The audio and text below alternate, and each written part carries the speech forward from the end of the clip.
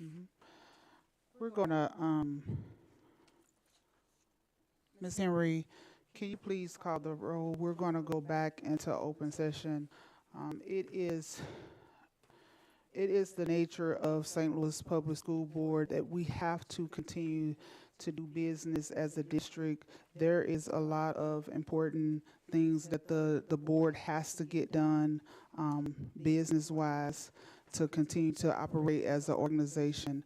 So with that being said, Ms. Henry, can you please call the roll so we can go back into open session? Mr. Hikes, Present. Ms. Weiss, Present. Ms. Hubbard, Here. Ms. Fowl, Ms. Jones, Here. Mr. Davis, Here. Ms. Cousins. Yes. We have a quorum.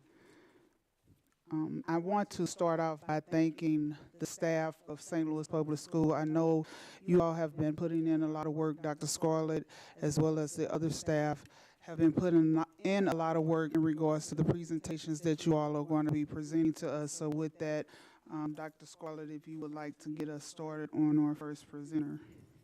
Yes, first we'll have Chief Angie Banks to give our quarterly financial update. Thank you, Ms. Banks.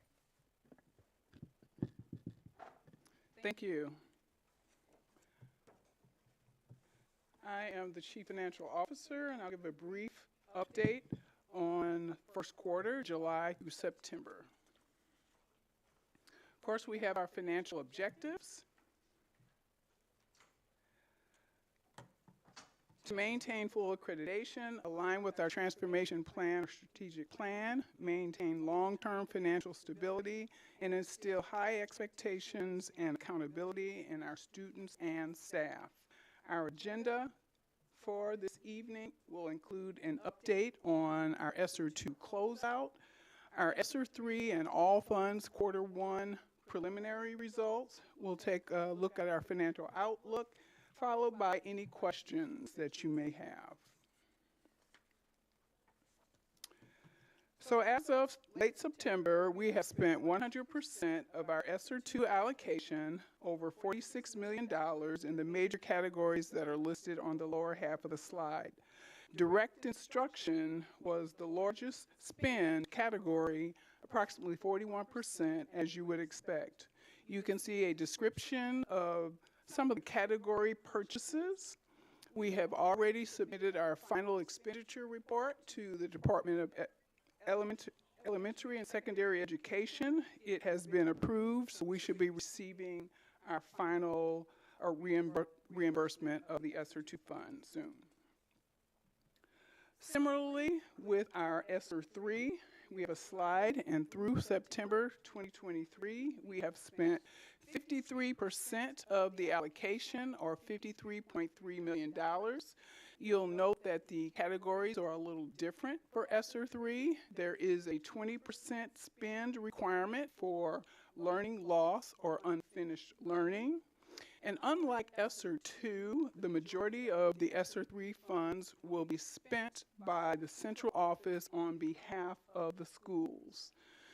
And we have until September of 2024 to fully utilize all of the ESSER 3 funds, which we, of course, absolutely intend to do.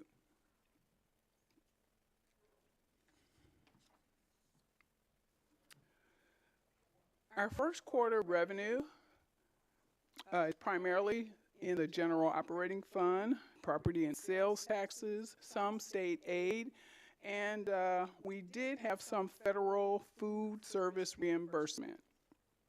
We list our non-payroll, legal, and utility expenditures over $250,000 by category for the quarter, just to show some of our major purchases. Of course, this is coming from all funds, not just the general operating fund. Thus the reason why we need a healthy fund balance, so that we can make these purchases, as many of them won't be reimbursed for at least a month and oftentimes several months. We do want to remind everyone that we have our check register posted on our financial and community website page, where interested parties can go and sort by vendor to see various payments.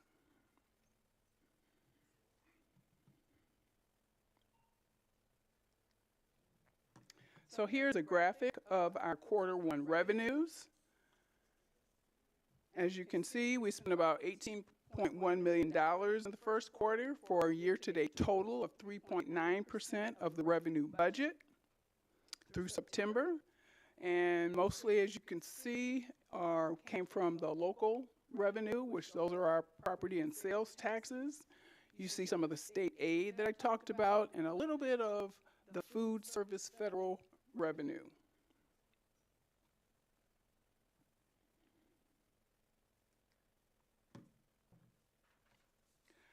Our expenditures, you see a similar chart. We spent about $53.4 million in Q1 for a year-to-date total of 11% of our expenditure budget through September. And as you can see, most of those expenditures were for salaries and benefits. I kind of highlighted some of those totals in red so you can focus in as I'm talking about these things.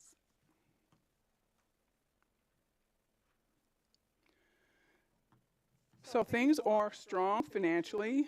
The tax levy was certified. ESSER is going as planned. Prop S is underway, and the fund balance is going up. Of course, this is the final year for our ESSER 3 in particular. We know that our state aid has really come to a very slow crawl. We don't have a lot of state aid formula revenue anymore. And regarding SB 190, or the senior property freeze, it appears that the city has exempted the taxing districts, of which we are one of the taxing districts. So we should not be impacted by reduced property taxes. However, we know that there are always legislative headwinds ahead of us. And I just noted on here open enrollment, and there are several other things that we've talked about over the years. We've also talked about strategic planning and budgeting recently, and especially with ESSER coming to an end, there were a lot of expenditures that were made in those funds that departments may want to consider continuing effective programs. So we really need to determine how we're going to fund new programs in non-ESSER funds and make sure that we're making the right strategic decisions. And especially now with Dr. Scarlett's new leadership and direction, we just want to make sure that we're charting a good path forward. So that really ends my presentation, and I'll take any questions you might have. Are there any questions for Ms. Banks? Ms. Banks, I'm going to try to word this correctly. Sorry. So I know with the ESSER funds and the additional ESSER funds, there was planning and there needs to be additional planning. With Prop S, I know there's a considerable amount of planning, and we're going to have a presentation on that in an upcoming meeting. With all of this going on, are there other things in your estimation that the district needs to be planning? And I'm thinking in particular of the fiscal cliff. I'm thinking of teacher shortages and staffing, in terms of we gave pay raises, but, it's always never enough. So, and I'm just asking you a very open-ended question, but you're always good at giving us those signals. So is there anything else, that we are planning for that you think is very important, and are there things that maybe we also need to be thinking about even longer term? Well, thank you for the question. I've always been a big advocate for strategic planning, so I certainly have a lot of ideas in my mind. Of course, we want to get the input from the entire district. We want to know what Dr. Scarlett's ideas are. We've talked about a few things. We certainly know that staffing and compensation is very important. We talked about special education recently, as we know that we're losing a lot of staff, so we feel like we need to do some things to kind of slow that slide down. So again, another thing that we've talked about as we compare our expenditures to comparable type districts, we want to make sure that we're competitive. We want to make sure that our Administrative costs and other costs are in line with other large districts. So I think there's a lot to talk about. We spoke of the AICs and FCS last year. We know that the AICs are on ESSER funding this year. So, I mean, there's really a lot of things that we need to talk about, and we're just really excited about the opportunity to move forward strategically. Thank you. I appreciate that clarity. I think it's good for us all to hear. I think it's good for the community to hear. And it's also a good sort of thing to think about as we ask questions in the future about, you know, what we're working on and getting presentations. Are we keeping those things on the front burner that need additional planning? I appreciate that. Any other questions for Ms. Banks? Thank you, Ms. Banks. Thank you. Dr. Scarlett. Thank you, Chief Banks. Next, we'll have a presentation by Chief Cheryl Van Noy on enrollment, attendance, achievement, and the lottery process update. Thank you, Dr. Scarlett. Good evening, Board of Education. As Dr. Scarlett indicated, we're going to touch on quite a few things dealing with enrollment, comparison last year and this year. We're also going to talk about attendance last year and this year. I do have a little bit of information that I can share with the MAP achievement. I can also share some information on the STAR assessment for the fall window that we took. And then at the end, we'll talk about some changes, recommended changes to the superintendent's procedures related to magnet lottery process. So this slide on the left hand indicates the number of students who were enrolled on what DESE calls the official membership count day. It's always the last Wednesday in September, and we have to submit that information. In fact, it's due on Sunday. It's always due on the 15th of October. So we're working on getting that file submitted.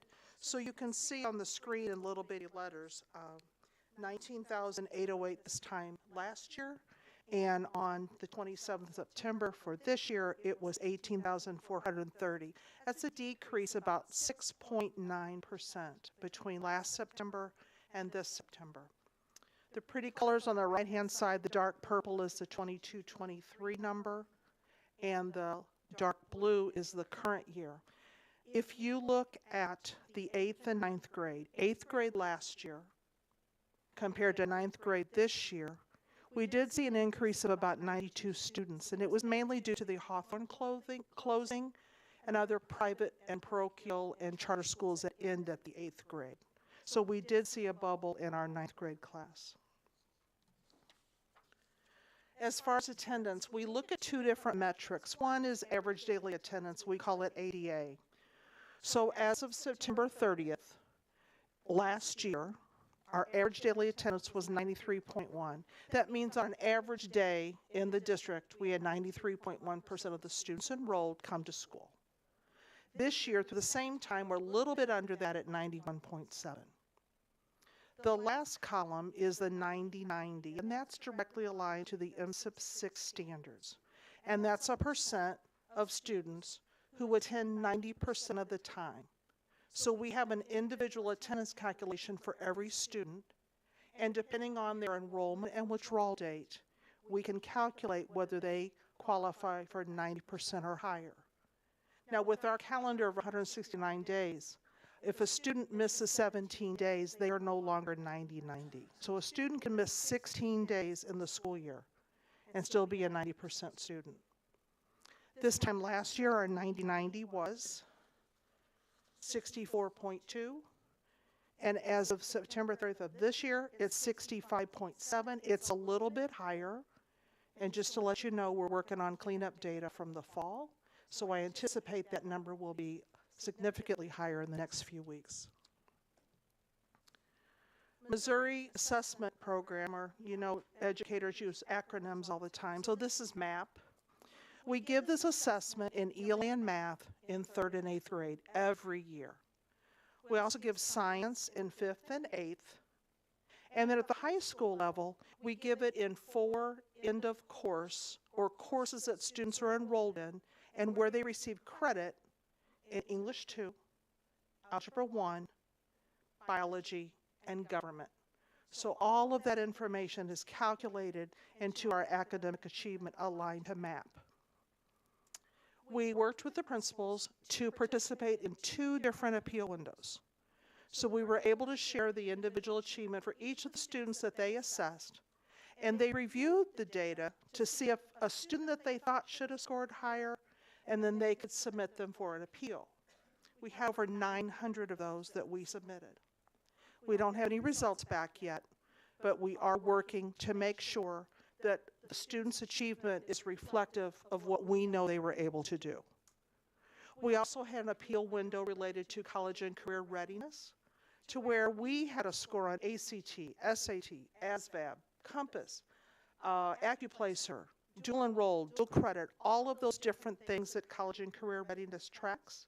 And we had some scores that DESE didn't have in their download, so we were able to appeal those scores to the department. We had, I want to say, over 500 of those. And again, we don't have any results back, but we did meet both windows in the appeal process.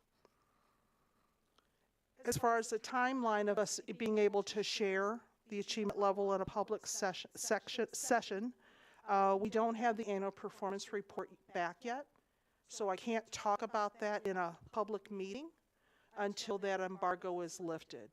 We're hearing rumors that it may be November, December, but I don't have anything in writing yet. So at a later meeting, we could certainly have a deeper discussion. So what have we done with the data we have? What kind of changes can we make as a result of what we've received? So we met in September and October with our building principals. The Academic Excellence Hub individuals have been working collaboratively to create some professional development on the exact data that we have. The state test, the MAT test, is based on the Missouri Learning Standards. They like to call it MLS. And the MLS is what students need to know how to do at each grade level.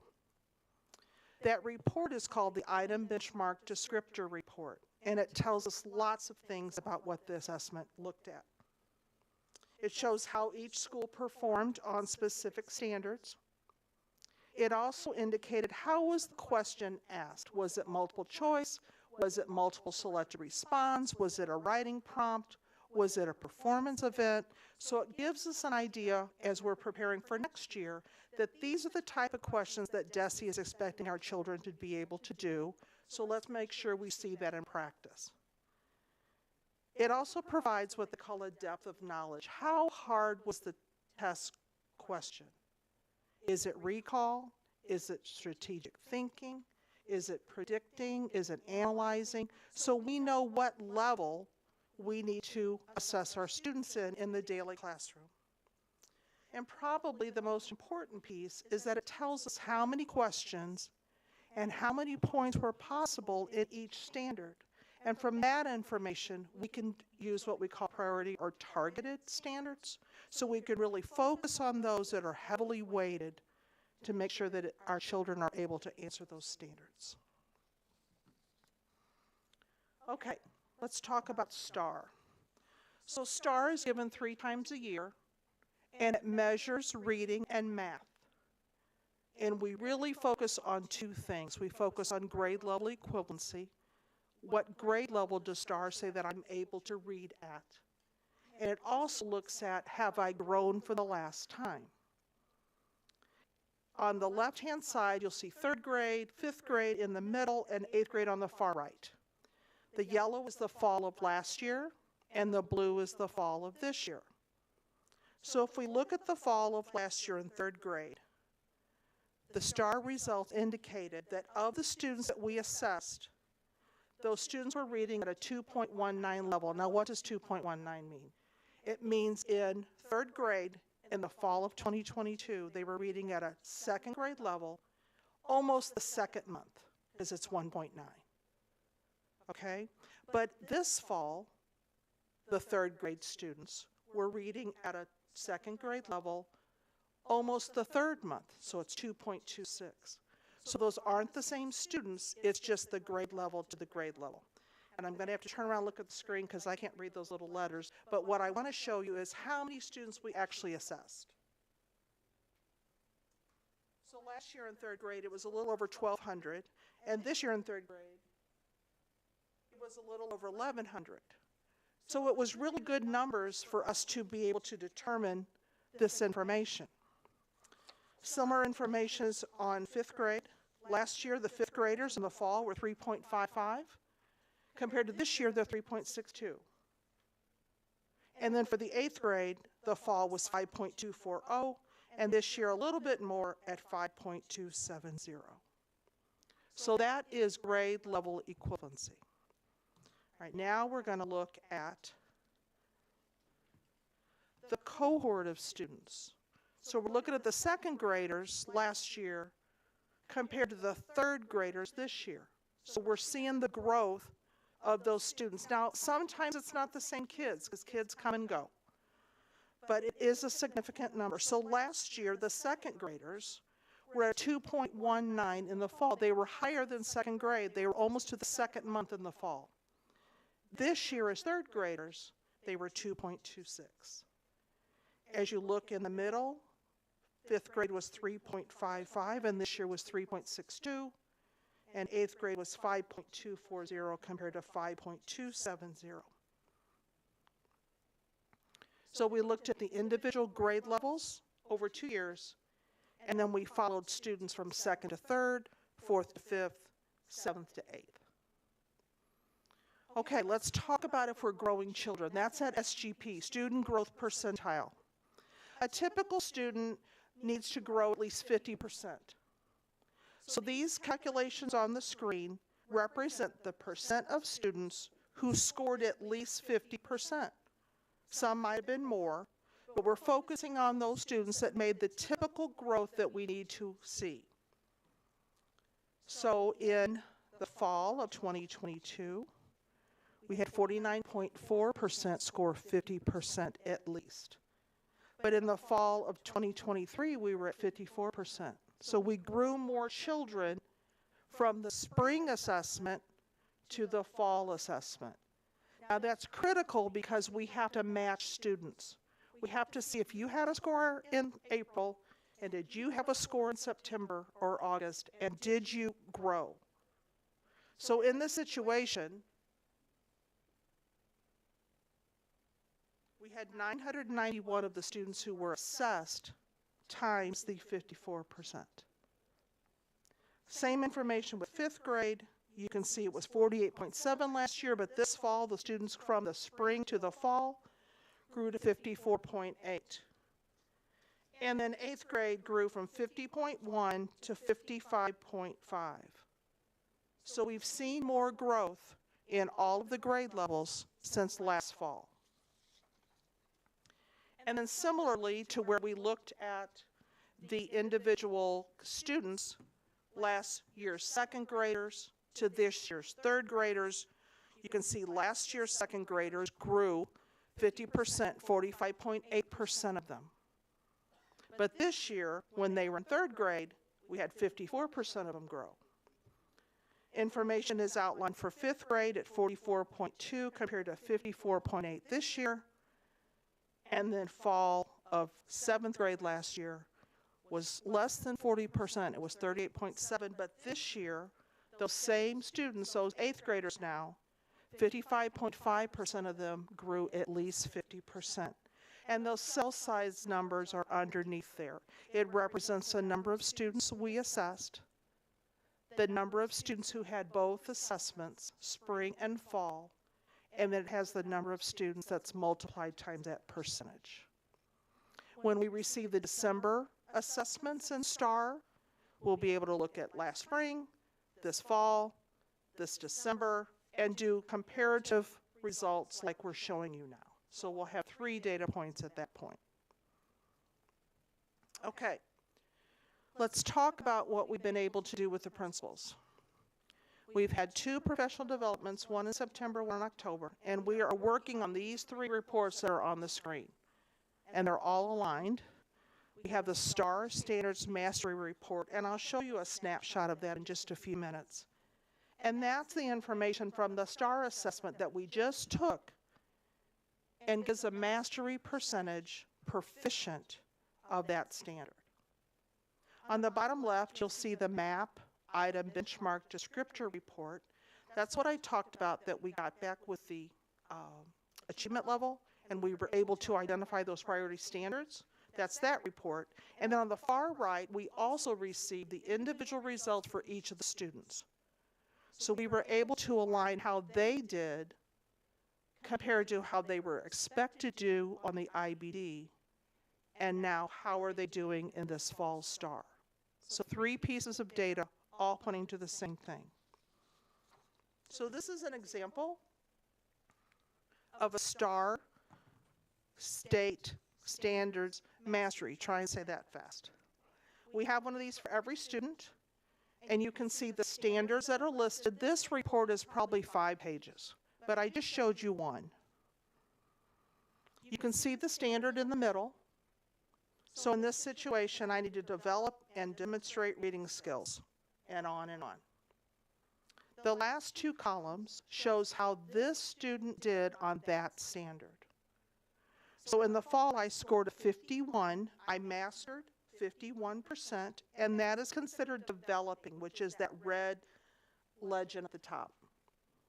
But if we do nothing else, just normal growth for a student, STAR's predicting that the student would be at 74% mastery by the April or May assessment, and they would then be developing.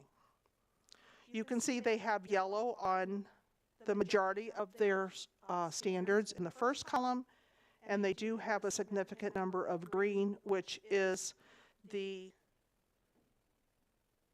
what does that say? Oh my goodness. The highest score in green. So this is what the standards report looks like in STAR. So remember when I talked about those priority standards? This is a snapshot of the 3 reports that I talked about. The top is the STAR Mastery.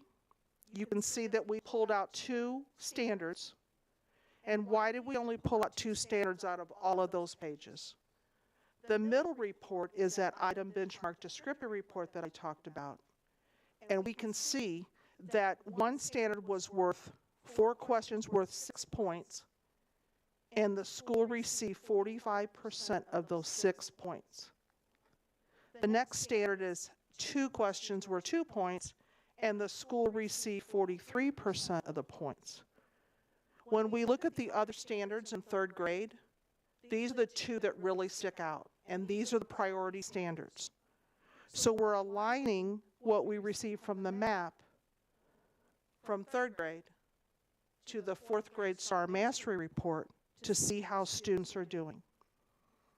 And then the map result, the individual score that we receive for each student, this student was considered proficient. There's 4 achievement levels below basic, basic, proficient, or advanced. This student's score in 3rd grade gave them a 386. They were only 9 points away from being at the highest level advanced. In the MAP test, there are 4 domains: reading, research, speaking, listening, and writing. The STAR report only looks at reading. So we pulled out the score for the student in the reading domain on the STAR. And in this situation, their reading score on STAR was 372, but their overall score was 386. So they did better in those other 3 domains. So by concentrating on these high-level standards, we know that it will assist the student in higher achievement levels on the 4th grade assessment. We're really focusing on that. And then, as I said earlier, when the winter assessment comes, we can look back at the progress, and we can pull the same standards report from the fall and compare it to how they did in the winter and see the progress that the student has made.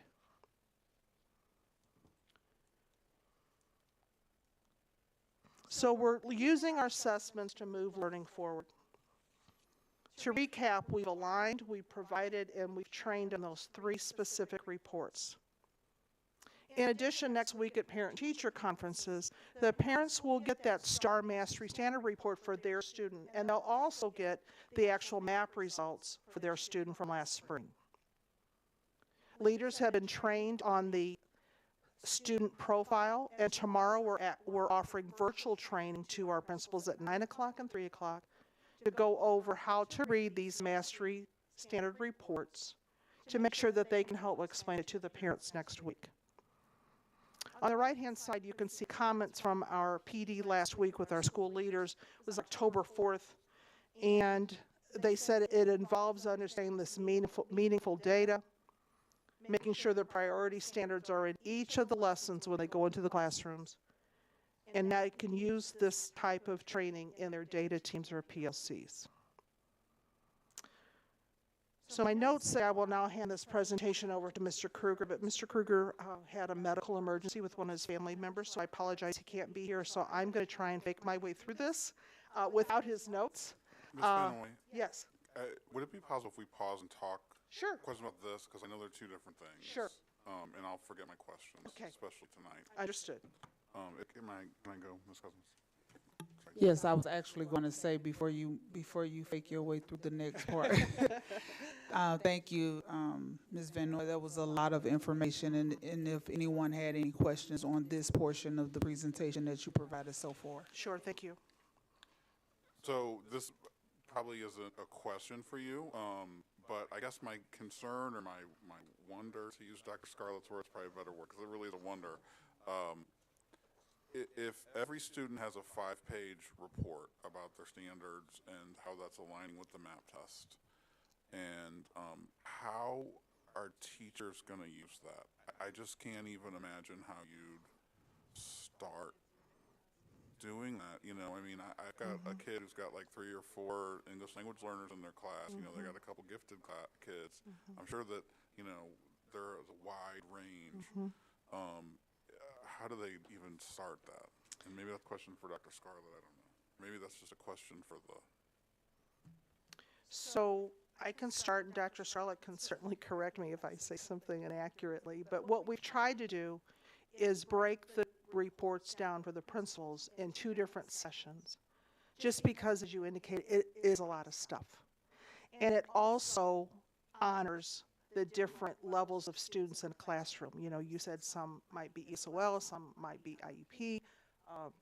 So the principals have received the training, and the discussions have been had, and I think they're actually pretty excited about what they've learned, because we've never dug this deep into these 3 reports before.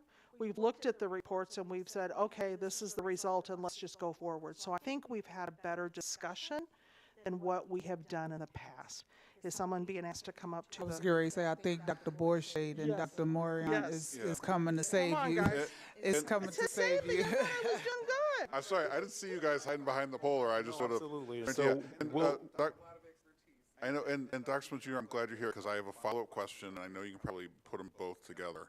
I guess now that we have this information, and then the principals are diving into it, and then the teachers will be diving into it, I guess in particular the teachers, I know you do the fossil walks, but what's the mechanism to then go back to the teachers and say, is our curriculum materials and your PD aligned to help you get through all this stuff? So you've got all these standards, but do they have the tools to do it? Sure, and so I want to scale back up. So we have K through 12 standards-based curriculum plans, and those curriculum plans have unpacked standards within those plans. And so that allows for us to look at those priority standards that are already called out in those MAP reports. And so we provide targeted professional development. We work with our academic instructional coaches. We use that information in our common formative assessments. Those are the pre-tests that are administered at the first 2 weeks of every 9-week instructional cycle. And then they're looking at that data in conjunction with that information to say, I see this on MAP, I see this on STAR, I see this in our standards-based curriculum plans, I see this in our scope and sequence. So it's a lot of information that they have.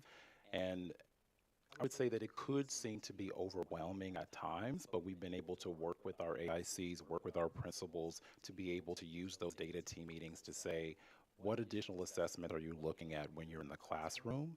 And then being able to come back and say, I'm seeing these repeated over and over. I see they're strong in these areas. I see that they may have some areas of concern here. It's a trend. And now we're using those resources that are a part of our curricular resources to address that. So that's one big piece of how all these layers are already added there. And I guess my question is, and again, it's been a night, but I guess at some point, do we have to like then take a, because we've had Savas, I don't know, 2 years, maybe? This is starting our maybe third year. Third yes. year, okay. So maybe now's the time, or if we have all this data information, I mean, is it working for the teachers, or do we have to like maybe re-examine the curriculum at some point? And so I'll be careful about answering that question. And so SAVIT, stakeholder approved and stakeholder recommended literacy resource. One thing that we did do was we took feedback from our teachers. Just a reminder, every summer we go through curriculum content reviews for every content area. So we ask our users, which are our teachers, to be able to give their feedback on the standards-based plans, right? So they come and say, here's what worked, here's what didn't work, here's some additions, here's some corrections that you need to add. And based on that, what we saw was right when we went through the curriculum adoption for our K-8 literacy resources, we know that we were right at the start of COVID. The research around learning loss was just starting. The resurgence of science of reading was just coming back into the conversation. And so after a year and a half of listening to our teachers, especially in the K-2 space, we recently provided some targeted professional development around the explicit teaching of phonics, right? So we saw that that was something that was a part of SAVIS, but it may not be, it was not at the level that our teachers said they needed for that. So I would say, I think I spoke to the question. I may not have answered it, but it is using teachers' feedback to be able to say, how can we add additional resources that may not be as heavy or strong in some of our curricular resources. Let me ask it a different way, because I think Sure. I'm asking it wrong. Okay, so that's the overall district. We know there's going to be some schools that are going to show growth. We know there's Sure. some schools that the bar on the left was high last year. So, you know, they probably have less growth, but they didn't need it. We have some schools that were like way, way down, and I don't know what their school is, but let's just say they were way, way down, and they're still way, way down. And then, you know, these 5-page reports are coming back, and, you know, Johnny's doing well, but everybody else is doing poorly. What do we do about that? And is that, do they need different curriculum? Do they need more resources in terms of a curriculum? Is it student support services that they need? And I mean, this is a hypothetical example, but I know that there are Sure. multiple real-world examples in the district. So what are we doing about that? Sure, I would say that's a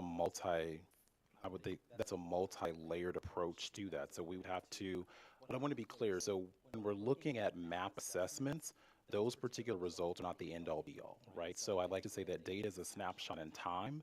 That state assessments, we're looking at our standards, right? I'm trying to be able to process. And yeah. I do not care about MAP Okay. scores ever. All right. I mean, I do when we get the APR, but I mean, in terms Sure. of what's the teacher going to do with a MAP score? I mean, say, okay, and then move on. That kid's gone. So, but the STAR is supposed to be designed to be real time. So we're going to have parent-teacher conferences. I mean, they're going to say the MAP. I'm like, okay. But then I'm going to be worried about the STAR, because I'm like, okay, did we go up? Did we go down? Or, you know, are we better than last year? That sort of thing. So, I mean, that's, I think, where, you know, at least that's my interest. I don't know about the rest of the board. Sure. Is that growth percentage. And I think, for my question, you know, that's going to show where the deficiencies are, you know, in October. Correct. That we can work on that hopefully we're going to see growth by May, right? Correct. So, again, going back to that example of, you know, we're not seeing growth in this classroom, in this school. It's not the teacher's fault. We know that she's wonderful, but what are we doing to support those classrooms? Sure, and so I would say that we take a variety of approaches. Once again, it goes back to our standards-based curriculum plans. We've been able to modify those based on teacher recommendations with Tier 1, Tier 2, Tier 3 supports, right? So those are the supports that are foundational. If we have our scholars that are, I'm going to give an example of those that are receiving special education services, those scholars that are receiving ELL supports. And so that's embedded in those plans. And so teachers are now looking at identifying the STAR report, and they're saying, here are those priority standards that I see that you're excelling at.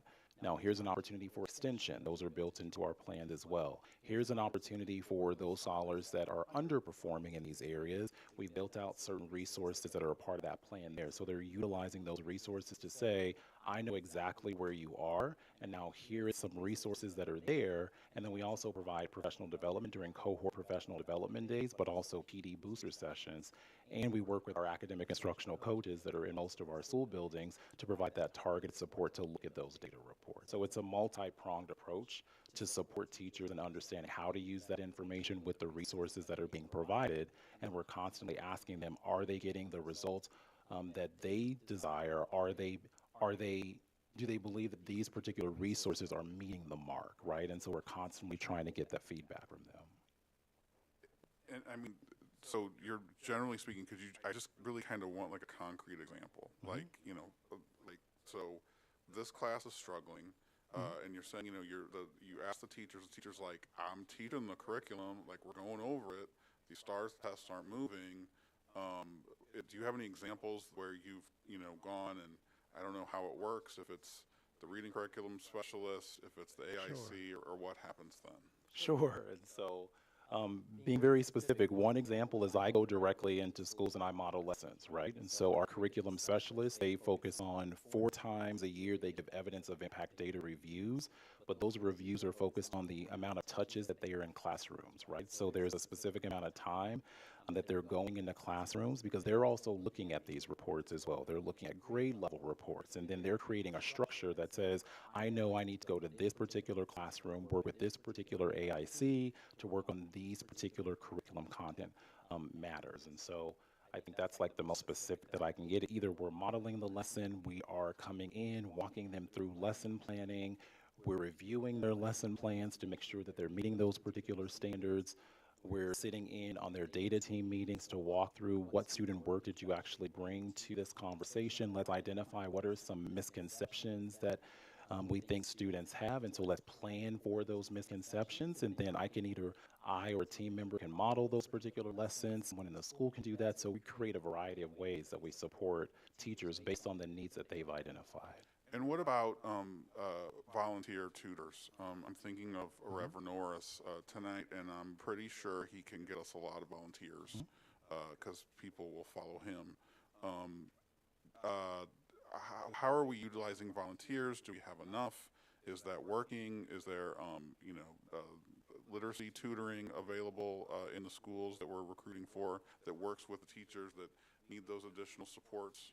I would say district-wide, I wouldn't be able to speak to that, how we're leveraging those particular tutors, but I know across different school buildings, they work with individual tutors, and one of our next steps is how do we create a high-dosage tutoring K through 12, and so that's something that we're looking at district-wide. Dr. Borchardt, I'm curious, in your time of being here, have you had the opportunity, because I know you're with student services as well, have you had the opportunity to see where that space is needed in regards to tutoring, and what direction you see the district is going in, especially from the FAFSA walks that you've been able to do? So thank you, Madam President, members of the board, and Dr. Scarlett. From the things that I have seen, I've seen that there's a lot of teaching, and the focus needs to be on our students learning. And so some of the things that we are going to be doing, in addition to what Dr. Smith Jr. is doing, is making sure that we facilitate learning labs, and those learning labs are going to be looking specifically at what students are doing. When was learning most optimal for the student and when it wasn't? Because when you go into classrooms, what you see is a lot of teacher moves, but do we know exactly what our students need? And so when you see all of the teacher moves, you may see students being compliant and looking in their book and writing down things. However, the conversation about what you are doing has not always been a rigorous discourse with students.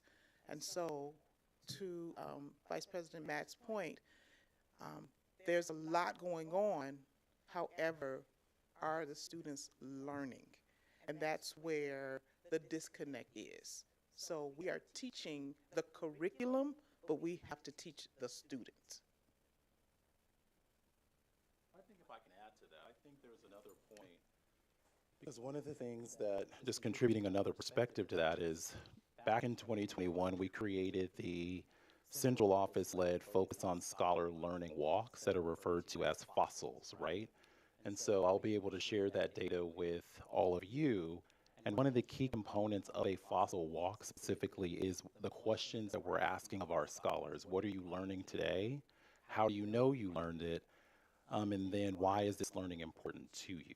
Right? And so that's been data that we've collected to really look specifically at our scholars able to identify those three key components, and then being able to take some key areas, key questions around what would be some of those teacher moves based on what our scholars are saying, what would be some of the action items that the academic excellence team can focus on. So I would say that that has been a part of the structure and the data that we're looking at to make sure that our curricular resources are in alignment with what our scholars are saying and then what our teachers are actually doing in response to those particular scholars. So just wanted to be clear about that, especially for those people that are leading the fossil walks that are moving that particular work forward.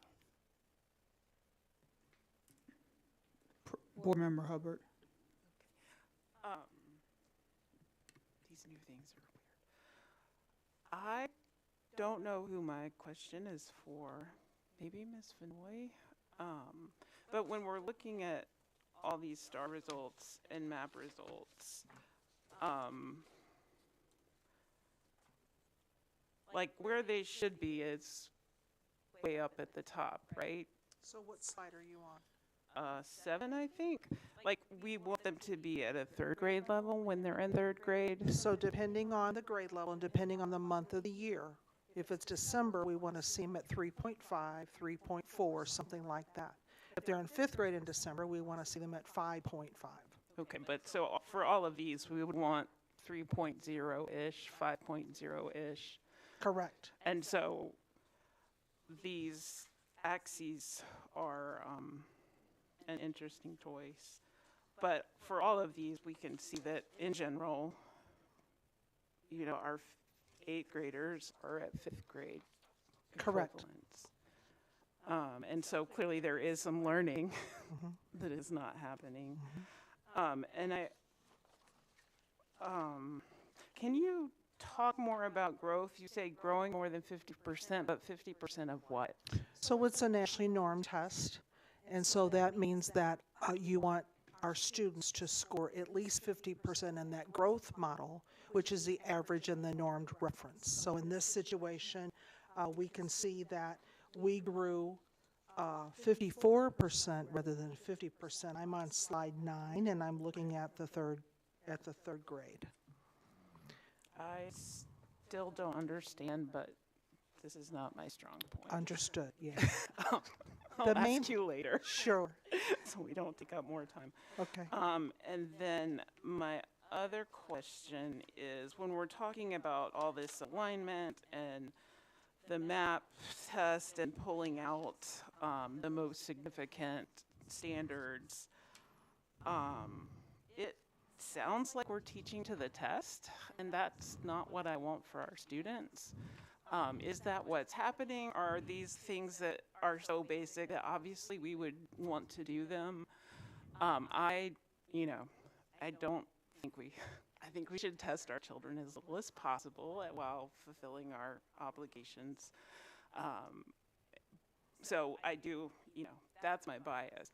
But I'm also, if these are the normal things that we would do anyway, that's fine. But we are a district that has a specific population and specific needs, and I don't want, I want us to do the things that, so we don't get a 0 on APR. But I think that we need to be aware of whether or not we're letting the state, people who are not from St. Louis, telling us what we need to teach our kids. Understood. I guess that's kind of a curriculum question too. And my 4th grader would like to tell her No, feelings. sure. So one of the things we're very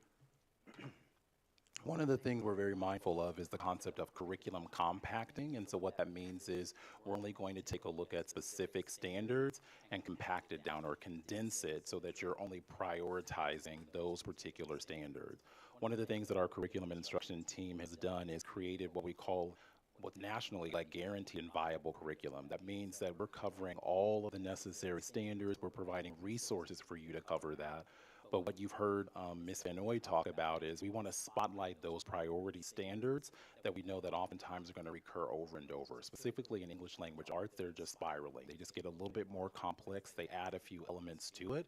But we're just simply saying if you are prioritizing these particular standards in certain content areas, then you're going to be able to master the majority of those other standards. That's why I shared a little bit earlier around our standards-based curriculum plan. That's all about unpacked standards. Here's the ultimate goal. Here are the 5 or 6 standards or objectives that help you meet that standard.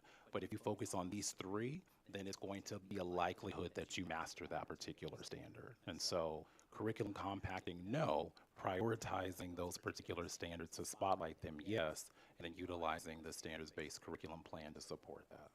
Okay, I do have feedback from my 4th grader that Sure. Savis math is trash. I'm sorry, but User feedback. We That's her always feedback. welcome it. I think I have one more question. Oh, my background is sociology. I love data. But how do the teachers have time to teach and or help their students learn if they have all of this stuff to manage?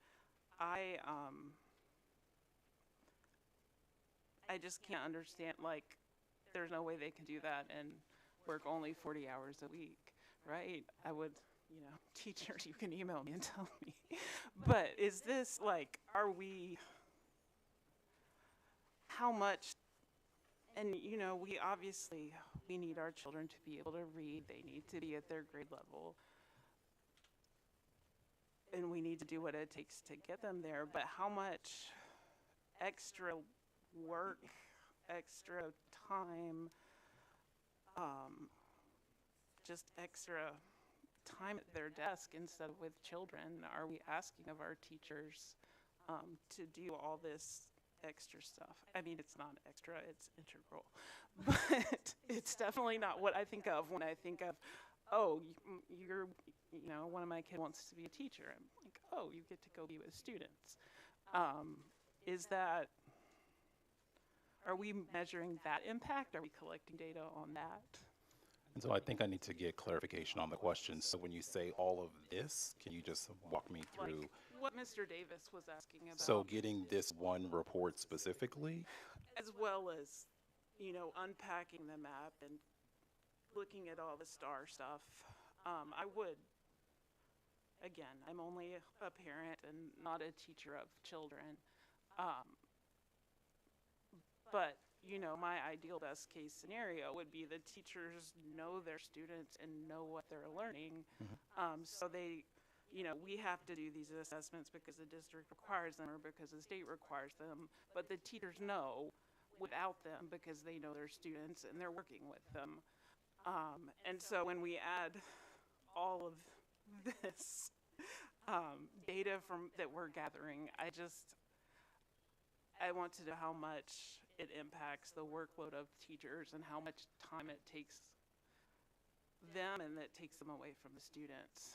No, sure. So I may not be able to answer that completely because hearing directly from teachers, our curriculum specialists focus on that quite a lot. But one of the things that I can say is whether it's using this assessment, we're using our classroom-based assessments, it's always about how are we using assessments to inform learning and teaching.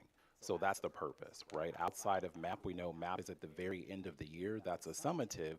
But all of the other documents, we've created systems and structures. One structure is working with our academic instructional coaches to walk them through this information, being able to work with principals, school administrators who are reviewing lesson plans, being able to be a part of data team meetings. So those are all the structures that I would say we've created that allows for them to engage in those conversations. So it doesn't take them away from direct classroom instruction, pulling small groups, having whole class, having interventions. And so those are just a few of those structures, but all of our assessment practices are for the purpose of learning and teaching. Like we operate from that perspective. How does this inform what you do tomorrow in the classroom? And then here are the resources that we have in place for you to be able to make those particular teacher moves.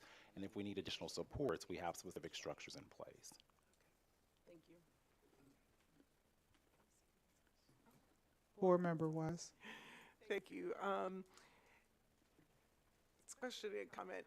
So the students take STAR 3 times a year, is that correct? The STAR assessment? Correct. 3 times a year. Fall, winter, and spring. Fall, winter, and spring. And how much time does it take them to complete the STAR one It time? shouldn't take longer than 10 to 15 minutes. It shouldn't. Okay. It shouldn't, but it often Shouldn't. takes longer. Okay, so as Mr. Davis and Ms. Hubbard talked about, I guess I'm just also concerned about this time that we're spending on these assessments and our teachers worrying and teaching to the test. So this is more just a comment of mine that taking that much time away when there are other valuable, there are other ways that we can assess our students. And so I guess that's just my comment, is that why are we focusing so much on tests and not focusing on other forms of assessment that we know can provide us with valuable information, and not consume our educators and our students with these tests that often don't provide us a full picture of the holistic educational experience. So that's all I have to say. Thank you. So is that a comment or a question? Okay.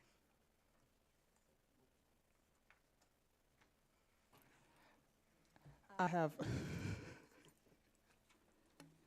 just want clarification, and it could be either 3, because you guys are doing a great job. I've always had my concerns about STAR testing, but I do see growth in what I'm seeing for our 3rd, 5th, and 8th grade. And I know that's one of the goals that we've set, especially for the 3rd grade. Looking at the fall 2022 and the fall 2023, I see the growth of the 3rd grade. All the grades, I see a huge growth. I think my question, and it's always going to be, and I'll come to you, Ms. Vanoy, but is this the same students that we're looking at, or is this all of, like, what is the percentage of students that are actually taking the test compared to 2022? Is this the same small number of students, or is this a larger percentage of students that we're actually seeing? And I think what Board Member Hubbard is saying is, what level of growth are we looking at? Or we're saying that this child came in initially, and hypothetically that child was probably on in like the 4th grade, or I'm sorry, in the 3rd grade, but they came in taking a STAR reading test, and they initially was on a 1st or 2nd grade level. And as they've taken the test, and within that time, they've improved, and now they probably were initially on the 1st grade level, and now they've elevated up to now a 2nd grade level. They have not yet mastered the 3rd grade level, but they're gaining growth. That's the type of growth, and I think that's what she was trying to understand. What level of growth are we looking at for that particular child? Is that safe to say that's what we're looking at, how that child is growing? So it's two parts of the questions that I'm asking you. Is it that they're growing on their reading level from initially I came in, I was in the 3rd grade, and I was actually reading on the 1st grade level. Now that I've been, working on the STAR testing, I've been getting the skill sets, support that I need, and as I've taken the STAR testing more and more, or getting the support, I've grown from now being a 1st grade reader to now I'm more close to a second grade reader. That's the first part of my question. The second part of my question is, out of the students, say I have a class of 20 students, is it 10 or 8 students that are taking the STAR testing, or is it my 20 students? Like, what is our percentage of students that are actually taking the test, so we can see who's actually getting that growth of academics? Sure. Mr. Moss, can you go back to the slide and go to slide 9? So this is the one that talks about the student growth percentile. Slide 9, Mr. Moss. Go forward. Oh, I'm sorry, go backwards. Right. The very last pretty one more forward. Right there. There you go. So this is the result of looking at individual students and whether they've grown or not. So in this situation, in 3rd grade for the fall, we tested 1,123 students. Of those 1,123, 953 of them also had a spring score. So this slide right here matches Cheryl Vanoy to Cheryl. The other one looks at Vice President Davis's class 1 year and President Cousins' class the next year. So this slide 9 shows growth of the actual students. So we tested 1123 and we had 953 matched. In the 5th grade, we tested 1226 and we had 1,037 matched. So if I didn't have a spring score, or if I didn't have a fall score, you're not in this student growth percentile match. So based on this, we do see some level of growth, Yes. but it's just not that they're just not on the reading level that they need to be, but they do have some level of growth in reading. They are not on grade level equivalent, Right, but they are growing in the in reading. an SGP calculation. Okay, thank you, That's why we showed both metrics. thank you. You're welcome. Is there any other questions for Ms. Vanoy? Okay, Ms. Vanoy, you can take a stab at Mr. Krieger's report. Yeah. So Luke Kruger is the expert in this, in these next slides. He's been doing this job for a long, long time. And I know I won't do it justice, but I think I can give you the gist of what we're wanting to do. So the slides are going to talk about a recommendation to update the superintendent procedures. And those procedures are aligned to a board policy from 1990, and then it was changed in 1999. So our recommendation for the 24-25 school year was to open it on October 2nd, and we did do that.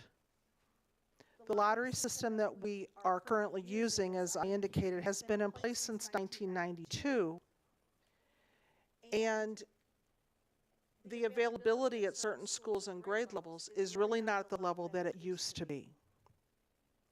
In past years, the district has implemented varied timelines and lottery plans. I know when I first arrived here in 2011, we used to have 3 lotteries because we had so many students that wanted to apply to the magnet schools, and we had less seats than students applying, so we went through multiple lotteries to honor all of those requests.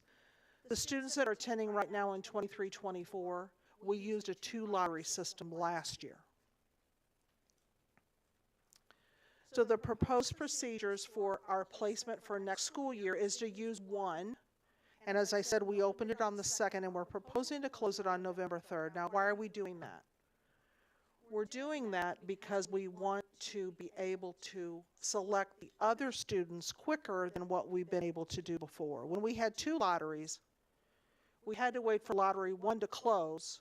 We had to wait for the students to be placed. We had to wait for the principals to accept them before we could even open up the 2nd lottery. And when we had 3 lotteries, it delayed it even more. The lotteries are typically open 6 to 7 weeks. So with this timeline on the screen, we anticipate that the lottery will be pulled on November 17th, and we know we can get the placement letters out during the week of Thanksgiving, if not the week before. And then anybody that comes in after the deadline of November 3rd, they'll be on a first-come, first-served basis, which is what we've done in the past also. So Ms. Vanoy, just so I understand, so let's take Cheryl Vanoy Elementary School for data and Zoom meetings, magnet school, and there's 100 spots. 75 people apply on November 17th. Also, if it, let's say 74 make it, because maybe somebody lives out of, doesn't have the right stuff online. So on November 18th, 20 more people apply. You're going to be able to tell them right away, we got space for you. And we are in an order of when you applied, first come, first serve. After November 17th. After November 17th. And the reason for the change is because in recent years, with the exception of 2 schools, well, Metro and Sticks. One school and 1 classroom at one school, we have not had more people in that first window in that lottery. We still had seats left after that first lottery was pulled, right? We had seats in other schools for the 2nd lottery, but the first lottery filled up the 2 schools that we're talking about because we had more students apply than we had seats for. So the first lottery was only honoring basically 2 schools now. And so the 2 schools had needed that second lottery, but all the other schools, everybody had to wait until you got to the second lottery when you could be notifying them Correct. immediately. It's pulling the timeline up for the first come, first serve by Yeah. about 6 to 7 weeks. Okay, that's great. I think that's going to be a very popular change. Good. So I think we wrap it up on this slide about that. So we indicated that the 2 lottery system delays those notifications, sometimes as late as January. And if we change to 1 lottery, then we can get that stuff out within a 2 or 3 week period. So with efficient processing and that quicker notification, and the only open seats are available, we're really looking at being competitive to where when private and charter schools start their same process basically, to where we can grab our kids prior to them grabbing our kids. So we're just trying to pull the process up earlier. We're trying to get our schools filled. We're trying to get our students accepted. So that's the reason for the superintendent procedure updates. And then I think I have a question slide. I do. Any questions for Ms. Van Noy? I have a question. Sure. I have managed to get 3 children into magnet schools, and I have never understood the lottery. I just, there's always that one parent that knows and tells you what to do.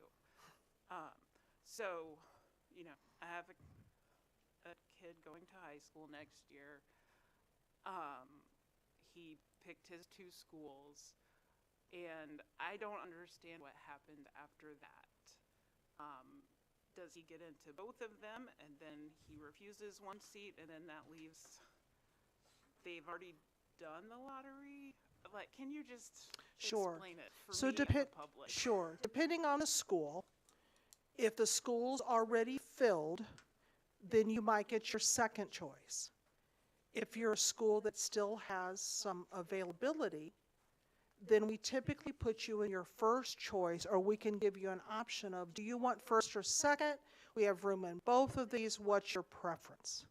And that's why it's delayed sometimes from lottery 1 to 2, is we're letting those people who went through the first lottery to get all of their stuff aligned before we even open up lottery 2. So that's why we always ask, give us 2 ideas of where you'd like to go so that we can make sure that we get you in a place that you want to go next year.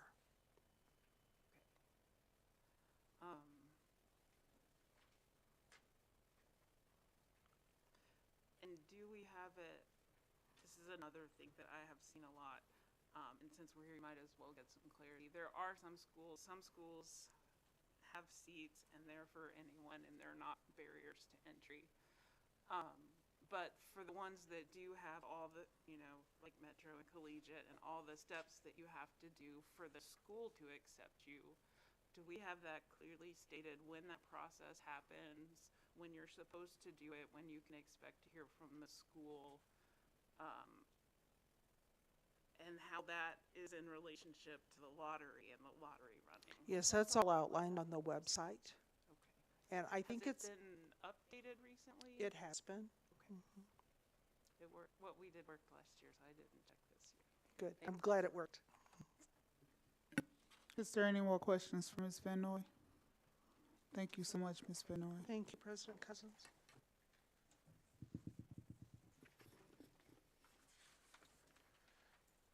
Next, we have a presentation from Dr. Claire Crapo.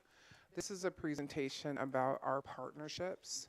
Our board asked for a study of our partnerships, about who they are, what they do, and what they're accountable for. And so Dr. Crapo will be able to share about that. Thank you, Dr. Crapo. Thank you, Dr. Scarlett, and good evening, members of the board. So as Dr. Scarlett said, the purpose of this presentation is to share a high-level overview of who our partners are, how we measure impact, and then how we look ahead to next steps by discussing how we'll work with our partners to align our work towards our 4 student goal areas and our proposed partnership process for next year. So I think we hear the term partnerships a lot. We think about the value. So just want to ground us in the value of our partnerships. I think one thing I want to highlight is that we know that our schools are being asked to do more and more and provide more services to students. And so our partner organizations can help our schools and districts build and strengthen healthy learning environments by bringing in additional programs and services and providing additional opportunities for schools to connect with families and other local community members. So we're going to talk about two different partner agreements that we enter into with our partners, and the board is very familiar with this because at the end of every board meeting you spend your time voting on contracts and MOUs. So just want to make sure that we're on the same page about this. So MOUs are really, when we think about partners, we really are talking about people that we have MOUs with. So it's a district-wide agreement between SLPS and a partner organization where there's no money changing hands. And so typically this is an organization that already comes to us with funding of their own and they want to provide a resource in our school. Again, it's not at a cost to St. Louis Public Schools. And then on the other side, we think about our contracts, also things that you as board members are approving on a monthly basis. So these are really an outside partner organization and SLPS, and there is an exchange of money. So we can think about all the things that we buy with curriculum, transportation, healthcare is all included under a contract. And it is at a cost to St. Louis Public Schools. So I want to talk about what this slide is and not spend a lot of time on it. So this is our partnerships with contracts. This is not the percent that we're spending, but it's the percent of total SLPS contracts by categories. And so it could be a little bit misleading, but so that's why I want to talk through it. Academics does not just mean the academics department. It is anything that is teaching and learning. So anything that a school is purchasing related to a book would go under a contract related to academics. So you see almost 30% of our contracts are around teaching and learning, which I think for a school district makes a lot of sense. Facilities, so this would be anything from paying Ameren to transportation. So you can see then the different percentage points for our contracts. This slide looks a little bit different for our MOUs because our MOUs are really for those services that are in schools to support kids academically and from a student support services piece. So we really broke it down across categories. You can see family engagement, student mentoring, social emotional supports, nutrition education, medical services. So that's Vision for America providing free eye exams to our students. Free professional development that some of our partner organizations might provide us. You can see the gamut of, we really have a wide variety of partners providing services to us at no charge. One thing I want to comment on is a lot of it was around, so who do we have MOUs with and how many do we have? So we looked at last year, we had around in the 50s. I want to just share with the board, we know we have more than 50 partner organizations in our schools, and so that's part of the purpose of our work with our partners is to streamline this. So our partners who are in schools with our students are going through a process with our organization and have an MOU. They're working with our kids and they're an organization. They need to either have a contract or an MOU, and that protects all of us. So we talked a little bit about last month about professional development and how we measure the impact of our partners. Similar piece here with our partners with MOUs. We want to think about a couple of things here. One is, what are they providing us? What are the resources? Who are the people that are providing the district? And then what are the things that we're getting as a result of that? So that could be teacher training, parent engagement events, just anything that comes from as a result of that partnership. And at the end of the day, I think the most important thing is then the impact is, what are the student outcomes? And there are going to be a lot of different outcomes that come from our partners depending on what the partnership is. So I'll highlight an example. So we have an MOU with Verizon. So $450,000 lab, 401 iPads they provided our district, professional development, curriculum support. We also provided an input. It's some of the support from our district staff, from our technology department, our Office of Institutional Advancement, spent a lot of time with Verizon. What we're getting from that is our students have the ability to use this lab on a daily basis. We have a teacher receiving training from Verizon. We have professional development for staff, and we have monthly partnership meetings. This year, what are we going to look at in terms of what's been the impact of having this beautiful Verizon lab? We're going to look at attendance, improved interest or increased interest in STEM, and then look at, again, student achievement. Is it actually moving us forward on our assessments? So I think this is a great representation of where we need to go. You can see the arrows all pointing in different directions. You all have seen this slide in different contexts many times, but at the end of the day, we want to be that fifth arrow with our partners. We have amazing partners in the district. What we want to really do is align those partners to make sure that they're supporting us towards our 4 student goal areas. So 3rd grade reading, 3rd grade math, college and career readiness, culture and climate.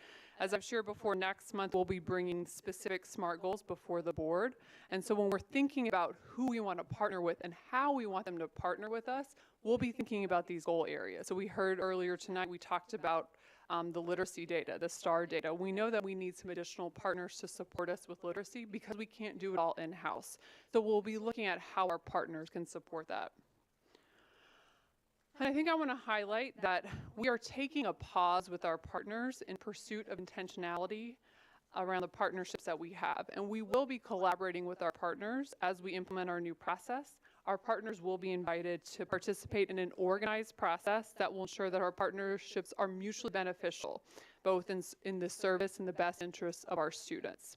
So I want to talk about this proposed partnership process under the leadership of Erin Kane, who is our Director of Development, who's done a phenomenal job of working to really align our partnerships. So you'll see that we will have an RFQ, so we'll invite our partners to apply.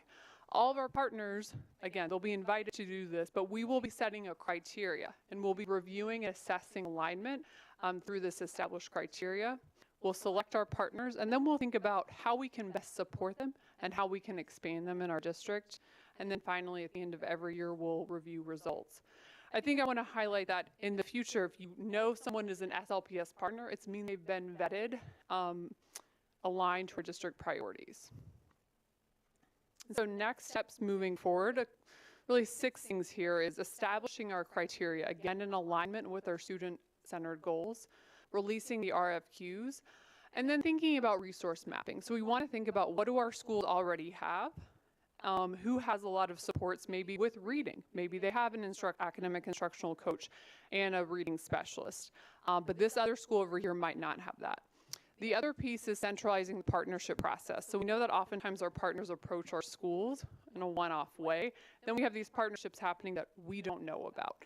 So we're really going to centralize this partnership process. And then we're going to be better partners as well. We want to make sure that we're establishing a clear onboarding process with documentation for our partners so they're aware all along the way of where they are when they're trying to become a partner with us. And then finally, utilizing a new system called Blackbaud for monitoring our partners and MOUs. This will help us track our MOUs in one place, track communication, and track outcomes.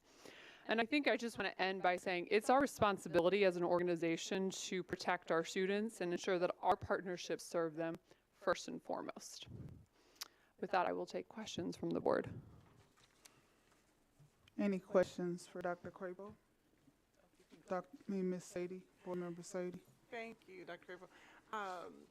Question about when we say putting things on pause. I've heard that quite a few times now recently. I'm just wondering, what do we mean by putting things on pause? I mean, in my mind, students can't be receiving certain services that they have been if partnerships are on pause. So could you explain that for me? Yeah, I appreciate that question. So I think we're not saying like we're not open to partnerships at all, but at this point, we don't want to invite really new partners into our schools until we have a clear criteria and a clear RFQ process. So that's not something that we're going to spend a year doing. We're going to do this in the next few months. So a lot of the partners that already have been working with us, we're continuing that work this year. So there's not any partner that that we've been working with. For example, I'm trying to think of a good one, like Ready Readers is one that always works with our school district. We're not saying no, they can't come back, but we're also kind of saying to them, this is how we're going to move forward next year with this RFQ process that you'll have to go through. But I certainly wouldn't say that we are looking to add in new partners right now without thinking through what this criteria is and this RFQ process will be. That's helpful, thank you. One other question, just in terms of making sure that we focus on equity in our schools, what is going to be the process for making that decision? I know you laid out some things here, and I really like the resource mapping to determine school and system needs, but yeah, how do we ensure that, you know, schools, for example, the Verizon Labs, I mean, that's amazing and such a great resource, but I'm assuming only a small population of students have access to that. So how do we really ensure that students across the district are receiving enriching opportunities and experiences and the services and support that they need? I love that question. So I think there are two parts to that. One is that we do have to do this resource mapping. We have to look at our data across the board and just say, qualitative, quantitative data. We want to hear from principals because we also want to make sure that a partner is a good fit for a school because all of our schools have different personalities. They have different needs. So I think it's not going to be a simple process. It's going to be looking at multiple data points. I think the other piece, though, is looking at how we expand partnerships because to your point, not everyone is likely going to have a Verizon lab. So how can we work with our Office of Development and Partnerships to think about how we go after other partners who might be able to fill in some gaps that we see from these resource maps? Secretary Jones. I just want to thank you so much for putting this report together. So over the years, I've noticed that there have been many partnerships, MOUs, contracts that have not been good for the district and have not been analyzed the way that they should have. And I currently look forward to many of them being put on pause until they're investigated because we have not gotten the results that we needed from those organizations. And so I really appreciate it because there have been so many complaints over the years of persons saying that they did not get the services that they need or deserve. And many of the programs that we had over the years did not yield any results, only people receiving funds. And so analyzing it really is very pleasant for me because I call it pimping. So many people have pimped this district and gotten free money and gotten away with it, and no one has said a word. And now that things are changing, people are very upset about it. And I'm glad that they're being called on the carpet for what they have done to this district because our students have suffered over the years because of this. And so I'm looking forward to the results of your agenda here. Thank you so much. Thank you. Any more questions? Board Member Hubbard. Well, I echo what both of them have said, but I want to understand more about the pause. See if I understand it. So when you say pause, what you mean is not that we are pausing programs, like we are still going to have community schools that are run by Urban League. Yes. So we're not doing that. Yes, I appreciate that clarification. No, we're not doing that. I think for college kids. We have is that because it's kind of, in the media it's come out the two things together and it's been very confusing and I was like, can we even do that? Is it legal? So when the district says pause, we're reassessing, we're not ending any services right now. And we're going to make sure that in the future, everyone is on the same page, and it's a lot simpler of a page. Yes, I think we have to think about it takes time to save time later, and so we do need to do some things internally by looking at all of the partnerships that we have, looking at our MOUs, and thinking about, okay, not all of the partners that we have MOUs with this year will have MOUs with us next year as a result of this process, this RFQ process. And so that's something we're going to communicate that with our partners. We're going to invite them to the table and share our process, but we do have to protect, the interests of our students. And so we have to be looking at all these MOUs that have just kind of been auto-renewed over time, or we've just maybe not done our due diligence internally to think about how we're holding them accountable. And so I think this pause is more us internally looking at who we're partnering with, and then what's best aligned with our kids, because these partners also they're taking kids often away from instructional time to do other things with them. So we need to make sure that the time that they're spending with our students is actually supporting our student goal areas is in the benefit of those children. Thanks. I just want to add one more comment for context. I know, and we haven't done with all of them, but we have, as a board over the past time I've been on here, we've asked to have certain provisions added to MOUs to just sort of set some guidelines for our partners, one of those being in terms of communication and publicity, and the other one strengthening the language about fundraising. Because to Ms. Jones' point, I mean, you are 100% right that there are partners who, it seems from my perspective, maybe they're doing some good work in the school, but we see it when they're using our students and the work that they're doing to gain publicity and to raise funds for their own organization. And I'm not saying that that is not appropriate. I mean, certainly Verizon is going to get some good publicity. They deserve it. But when they did it, they were absolutely 100% in partnership with the school district. We've had other partners that are not in partnership with the school district and are kind of going rogue, sending their own message as if they're the salvation of St. Louis public schools and then going out to raise money from other vendors. So when we're putting things on pause, I certainly hope that we're going to, in this MOU process, reiterate those two concerns because, you know, as Ms. Jones quite correctly said, it's not been appropriate and we're being used on many occasions. And that's not a blanket statement, but it's a few really rogue exceptions, but they've been here for a long time and they think that they act with impunity. And I'm glad that we're finally standing up for our students and our families in this district and saying we're happy to partner with you, but we're not going to allow you to exploit our kids. Absolutely. I think to support what's happened is, I think in support of what you've done, Dr. Crapo, from the ask of the board with the partnership and what everyone is really speaking on, and I think the concern that I have is the legal. Is it legal? It's not the matter of legal or not being legal. It's the matter of the violation of the MOU. From the board's perspective, we put guardrails in place to ensure, like what Vice President Davis and Secretary Jones is saying, that we ensure and put guardrails in place to protect the best interests of the district or students and families that we're servicing.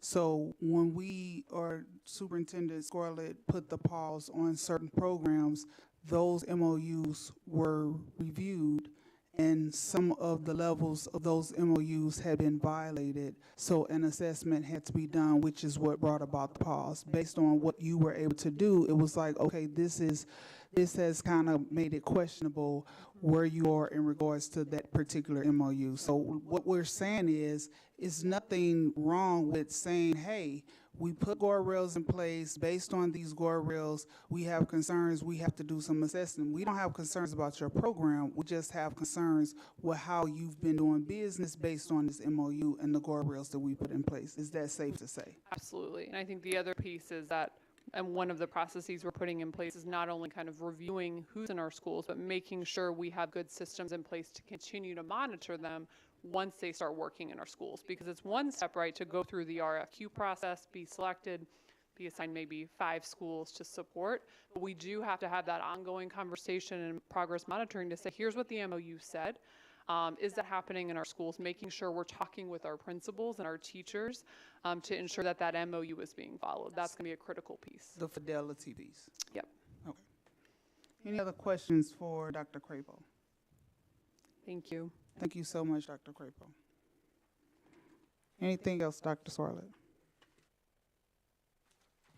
Nothing else from me. Thank you. Okay, consent agenda. Vice President Davis, did you want to do a correction on your motion to recess? I just wanted to point of clarification. My previous motion was meant to be a motion to recess, not to adjourn. And in the frenzy of things, it was a motion to recess. So without objection, I would ask that the minutes would reflect that.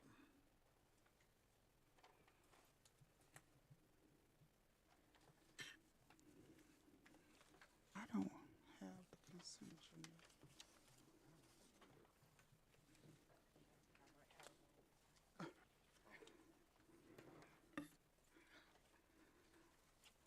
Does the other board have the consent agenda? I know, right?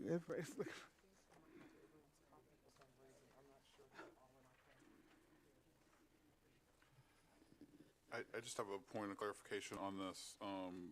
So we're going to 07, or was the 08, which appeared briefly and Ms. Weiss found it and then disappeared? Is that not part of it? Excellent. Okay, thank you. Well, I'll make a motion to approve the October consent agenda from 10/10/23/01 to 10/10/23/07. Is there a second? Second. Is there any questions, any discussions? I had one question, and it looks like this is for Dr. Borishade. For 10/10/23/07, acceptance of funds from DESE. This is the walk-on item for the gun violence. And I guess my question is, this is for acceptance of funds, and then will there be a RFP? Okay. Thank you. Is there any more questions or discussion for the consent agenda? Hearing none, Ms. Henry? Mr. Hikes, Accept. Ms. Weiss, Yes. Ms. Hubbard, Yes. Ms. Jones, Yes. Mr. Davis, Yes. Ms. Cousins, Yes. motion passed. Any board reports? Just one. Dates are for what? Ms. Henry, do you have the dates for the November and December? November 14th and December 12th. So I'll make a motion to amend our calendar to have one meeting in November on November 14th and one meeting on December 12th in December. Second. Any discussion? It's been moved in second. Ms. Henry? Mr. Hikes? Yes. Ms. Weiss, Yes. Ms. Hubbard, No. Ms. Jones, Yes. Mr. Davis, Yes. Ms. Cousins, Yes. motion passed. I have a report. On September 30th, we had our first board retreat of the year. Following the board retreat, we'll continue to build out our board presentation calendar for the year. At October 24th work session, there will be two presentations. The first presentation by Chief Square Watson will provide an update on Prop S and facility improvements taking place across the district schools. We will provide updates on specific projects, including enhancements taking place to the CVPA and CSMB buildings. For the second presentation, Dr. Crapo will be back and provide an overview of SLPS data inventory. My apologies. This presentation will include a comprehensive overview of the data collected and analyzed in St. Louis Public Schools. Additionally, Dr. Crapo will present SMART goals and alignment measures for each of the 4 student goal areas. These student goals will serve as our flagship goals for the year and outline the ambitious goals that we want our schools and students to achieve. This month is Safety Month for our students, so we want to make sure we're encouraging and focusing on safety for the students and staff of St. Louis Public Schools. Is there a motion to adjourn? Move to. Sorry, I oh. had I'm a sorry. board member report. My apologies. I'm sorry. Oh, that's okay. Board Member Sadie. Thank you. I am on the committee of the CPN, I wanted to provide a report about the Community Partnership Network, as we've met several times. But I would like to request that we invite the CPN to speak with the Board of Education at an upcoming meeting. The CPN has been doing exceptional work at Merrimack and Ashland, but the CPN board hasn't been able to make the progress necessary to enhance the efforts of the CPN. School leadership, staff, students, and families deserve to have some clarity around what's happening with the CPN. I think that we as a Board of Education have an opportunity to provide some clarity so that the CPN can move forward and continue to serve our students in their communities. Thank you. Is there any more board reports? I have two quick ones. On behalf of Ms. Vowell, who isn't able to attend, Dr. Crapo and myself met with our MSBA representative, Shannon Beckner, along with Mrs. Henry, to get an update on the status of our policy project, and it was good information. So MSBA intends to take our school district and all our policies in one chunk, and so they're waiting to get other school districts that kind of had a backlog cleared out of the pipeline, and then they're going to tell us that they're ready for us. So the expectation was that's going to be by the end of the year where they will start And then from that point, Dr. Crapo and Mrs. Henry are going to have their work cut out for them, because as we're getting them policies back from MSBA, it's going to require the staff that has been assigned to that to spend time in getting feedback back to MSBA. They said that the number one problem they have with school districts is they do all the work, they turn it into us, and then we never get back to them. So we have committed. We are not going to be that. They're very skeptical, but I want to prove them wrong. My next board report is the legislative committee. We haven't met in a long time. The plan is to meet the last week of October. A date will be forthcoming. We will meet probably during the day in the morning, but we're still trying to get those dates hammered out. And then the plan at that meeting is to go over our legislative priorities for next year, to vote on those, and then we are probably going to take members of the committee and assign them to form subcommittees to monitor the progress of those goals, because we'll have some specific action items to each of those priorities that we want to look at. So that will be coming up hopefully at the end of October once we get everybody's schedules aligned. That's all. Any other board reports? Hearing none, I need a motion to adjourn. So moved. Is there a second? Second. Ms. Henry? Mr. Hikes? Yes. Ms. Weiss? Yes. Ms. Hubbard? Yes. Ms. Jones? Yes. Mr. Davis? Yes. Cousins? Yes. We are adjourned.